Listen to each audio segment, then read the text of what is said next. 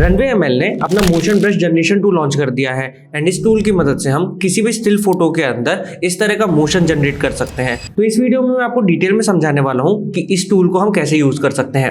Video को start करने से पहले आप हमारे यूट्यूब चैनल को सब्सक्राइब कर लीजिए ताकि आप इस तरह की और भी वीडियोस के अपडेट रियल टाइम पे जान पाए। सबसे पहले गूगल पे जाके सर्च करो रनवे एमएल एंड इस वेबसाइट को ओपन कर लो।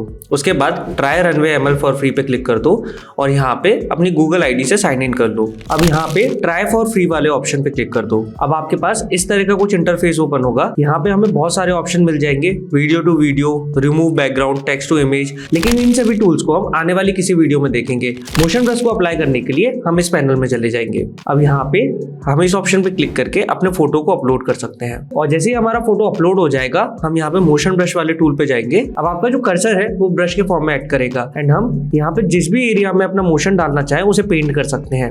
आपको अगर ब्रश का साइज इंक्रीज या डिक्रीज करना है तो स्लाइडर की मदद से आप इंक्रीज या डिक्रीज कर सकते हैं। अब फॉर एग्जांपल इस इमेज के अंदर मैं यहाँ पे क्लाउड्स और वाटर को मोशन में लाना चाहूंगा तो पहले मैं अपने ब्रश से उतने एरिया को पेंट कर लूंगा। तो अपने ब्रश का साइज थोड़ा और इंक्रीज करूंगा और अगर गलती से आपसे कोई ऐसा एरिया पेंट हो जाए जिसे आप रिमूव करना चाहते हैं तो यहाँ पे इरेजर टूल है और इसके साइज को भी आप यहाँ स्लाइडर की मदद से इंक्रीज या डिक्रीज कर सकते हैं।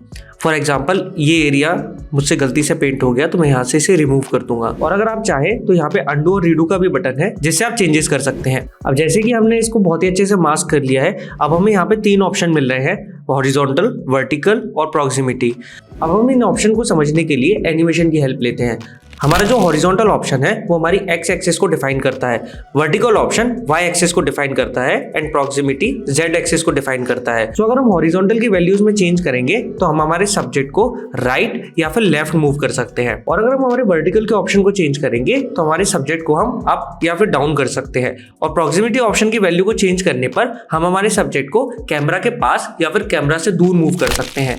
फॉर एग्जाम्पल अगर मैं हॉरिजॉन्टल को राइट साइड में ले जाऊंगा तो मेरा जो सब्जेक्ट है वो राइट की साइड में मूव होगा और अगर मैं इसे लेफ्ट में ले जाऊंगा तो मेरा सब्जेक्ट लेफ्ट साइड में मूव होगा।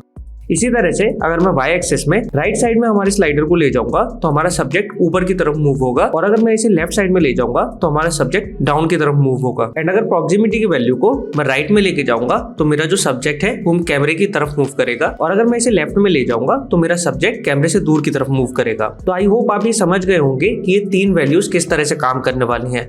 आप इनकी वैल्यूज को मैनुअली भी टाइप करके भी चेंज कर सकते हैं। फॉर एग्जाम्पल मैं हॉरिजॉन्टल की वैल्यू को 7 कर दूंगा, इससे मेरा स्लाइडर 7 की तरफ आ जाएगा और अगर आप चाहें तो यहाँ पे ड्रैग करके भी इसकी वैल्यू को चेंज कर सकते हैं एंड इवन स्लाइडर को होल्ड करके भी आप वैल्यूज को चेंज कर सकते हैं। जो मैक्सिमम हमारी वैल्यू है वो 10 एंड -10 तक जाती है एंड 0 के वैल्यू पे कोई भी चेंज नहीं होता है। एंड अगर आप इन सभी सेटिंग्स को डिलीट करना चाहते हैं तो यहाँ पे क्लियर पे क्लिक कर दीजिए एंड इससे आपके फोटो के ऊपर जो मास्क है वो भी हट जाएगा। अब हम यहाँ पे अंडू कर देते हैं एंड हमारी वैल्यूज को थोड़ा चेंज कर देते हैं।